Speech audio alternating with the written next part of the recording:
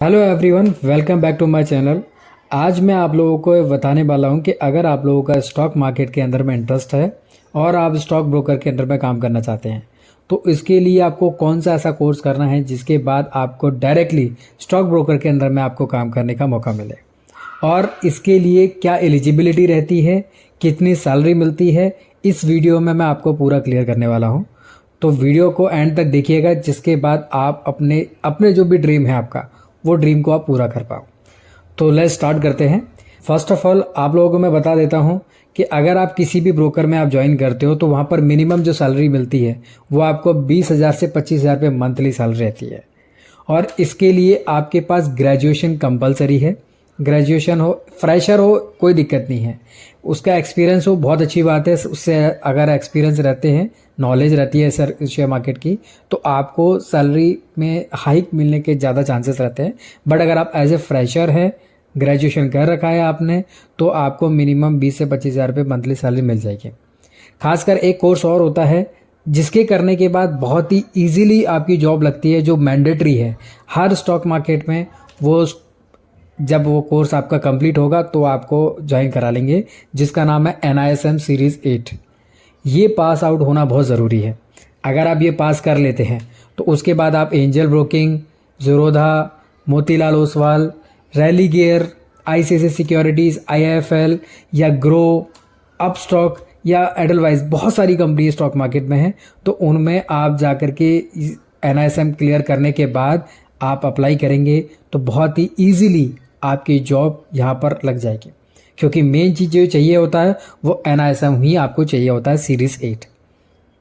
NISM का course करने के लिए आपको कहाँ अप्लाई करना पड़ेगा, क्या फ़ीस लगती है, वो मैं आपको क्लियरली आपको बताने वाला हूँ। तो वीडियो के एंड तक बने रहिए। चलिए स्टार्ट करते हैं कि आप NISM सीरीज़ 8 के लिए कैसे आप उसमें अप्लाई कर सकते हैं एग्ज़ाम के लिए, और उसकी प्रिपरेशन कैसे करेंगे वो भी मैं आपको क्लियर कर दूँगा।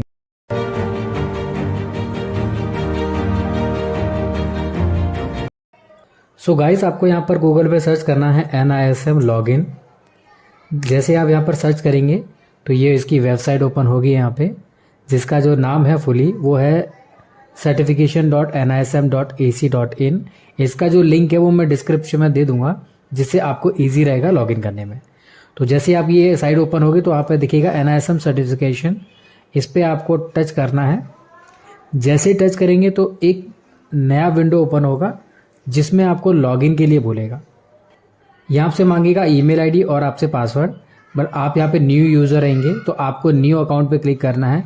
जैसे न्यू अकाउंट पे क्लिक करेंगे ना तो आपसे मांगेगा कि ये 4 डॉक्यूमेंट्स आपको रेडी रखने हैं इसमें लॉगिन होने के लिए, जिसके लिए पहला ऑप्शन है आपके पास पैन कार्ड की स्कैन कॉपी होनी चाहिए, जिसका फॉर्मेट भी बताया हुआ है, वो JPG हो या JPEG हो, ये आपका 1 MB से नीचे होना चाहिए। दूसरा चाहिए यहाँ पर स्कैन कॉपी फोटोग्राफ की, एक आपका फोटोग्राफ होना चाहिए, उसका भी फॉर्मेट जो है वो JPG हो या JPEG हो, वो भी 1 MB से नीचे होना चाहिए। तीसरा ऑप्शन है वो है एड्रेस प्रूफ।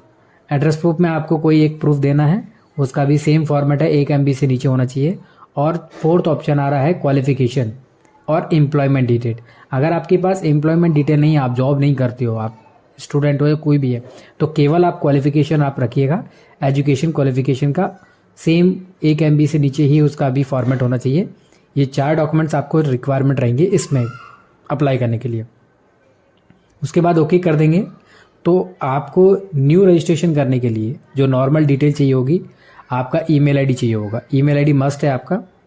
उसके बाद सेकंड ऑप्शन आता है, सेकंड ऑप्शन में भी आपको सेम ईमेल आईडी रखनी है कंफर्मेशन के लिए।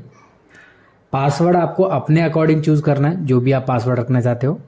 फिर आपको यहाँ पर न्यू पासवर्ड क्रिएट कर देना है। देन उसके बाद आपसे मांगेगा टाइटल। टाइटल में आप मिस्टर, मिसेस, मतलब जो भी है, मेल फीमेल, आप अपने अकॉर्डिंग यहाँ पर कर लेंगे यहाँ पे सेलेक्ट। उसके बाद नेम आपको फर्स्ट नेम डालना है यहाँ पे। मिडिल नेम है तो मिडिल नेम, नहीं है तो लास्ट नेम डालिए। पर अगर किसी का सिंगल नेम है तो जिनका स्टार मार्क हो रखा है वही फिल करना है, बाकी का फिल नहीं करना है। फर्स्ट नेम में स्टार मार्क है, मिडिल है तो ठीक है, लास्ट है तो ठीक है, नहीं तो सिंगल नेम भी कर सकते हैं। फादर नेम डालना है, डेट ऑफ बर्थ डालनी है आपको, जेंडर सेलेक्ट करना है आपको। उसके बाद यहाँ पर अपना पैन कार्ड नंबर जो होता है ना वो आपको यहाँ पर डालना पड़ेगा, और उसके बाद रिकन्फर्म करना है पैन कार्ड का।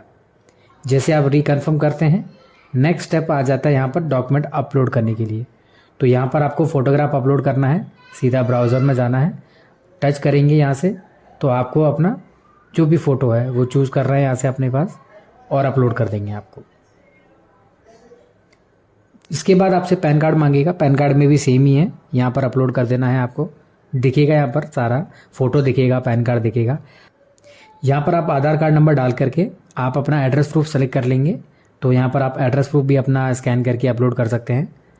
पासपोर्ट नंबर है तो ठीक है, नहीं तो छोड़ दीजिए। ईमेल आईडी है तो छोड़ दीजिए, क्योंकि इसमें स्टार मार्क नहीं है। तो जिन में स्टार मार्क है केवल वही फिल करना है। उसके बाद नीचे आ जाते हैं, यहाँ पर ये आपसे मांगेगा एड्रेस। तो आप जिस भी सिटी में रहते हो वो अपनी पूरा एड्रेस है पिन कोड के साथ फिल कर देंगे। मोबाइल नंबर एवरीथिंग इसमें सबमिट करना है आपको। यहाँ पर आपकी एजुकेशन आपको फिल करना है। 10th में, 12th में, ग्रेजुएशन हो, पोस्ट ग्रेजुएट हो, वो आपको अपना यहाँ पे फिल करना है। इसके नीचे आता है प्रोफेशनल, मतलब आप जॉब कर रहे हैं, बिजनेस कर रहे हैं या नहीं कर रहे हैं, तो यहाँ पर आपको फिल करना ना करना कोई इशू नहीं है, क्योंकि यहाँ पर ना स्टार मार्क नहीं दे रखा है। तो जिन पे स्टार मार्क नहीं है वो फिल करे ना करे तो भी चलेगा, कोई दिक्कत नहीं है। उसके नीचे आता है ऑक्यूपेशन।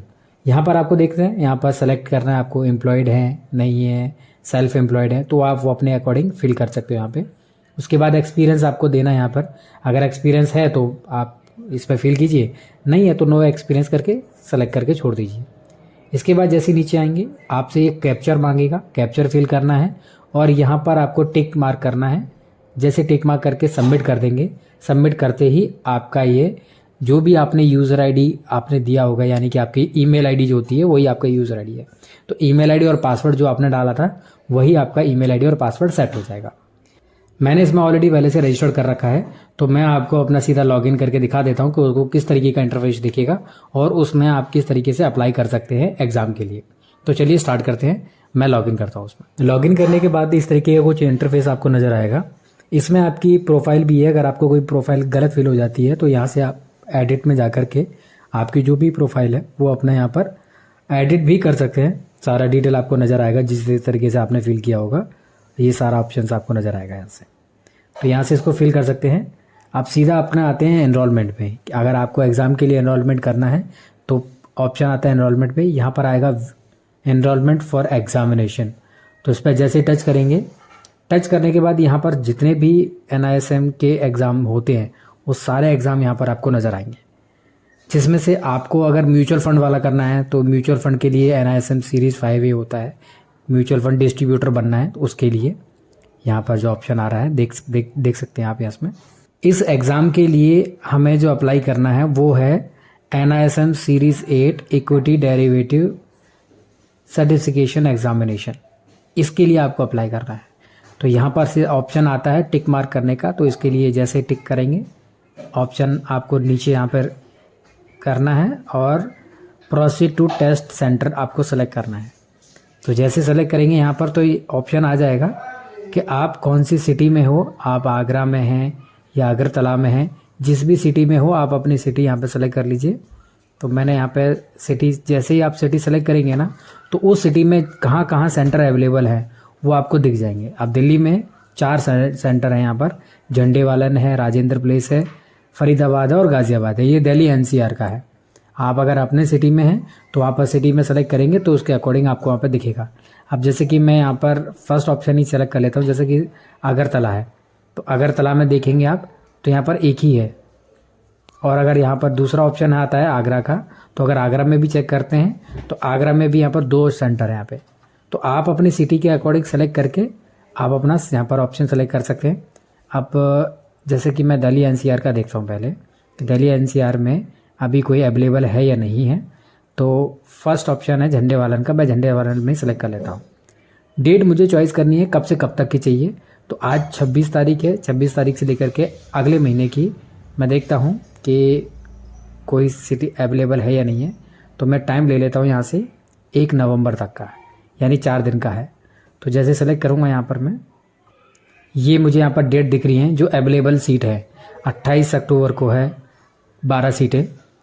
28 अक्टूबर की ये फ्राइडे है। ये टाइम स्लॉट भी दे रखा है, सुबह का है, ये 11:30 बजे का है 2 घंटे का एग्ज़ाम होता है आपका।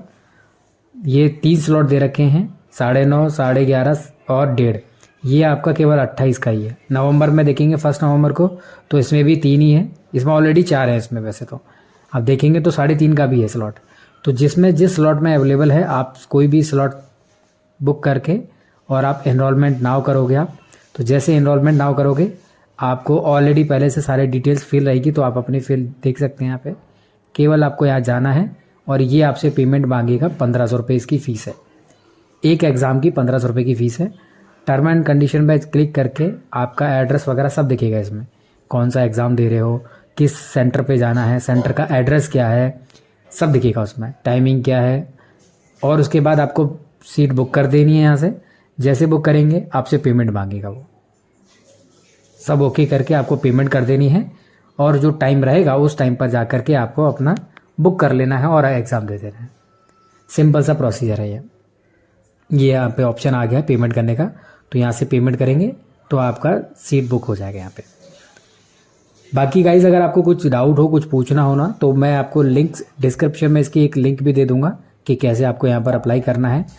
कांटेक्ट करना हो इसके लिए तो मैं आपको अपनी ईमेल आईडी भी दे दूंगा। आप अपनी ईमेल आईडी, मेरी ईमेल आईडी पर आपको जो भी जॉब करनी है जिससे रिलेटेड, जिस भी कंपनी में, तो ऑलमोस्ट मैं आपकी उसमें पूरी हेल्प करूँगा। अपना CV आप मुझे मेरे पास भेज दीजिएगा मेरी ईमेल पे।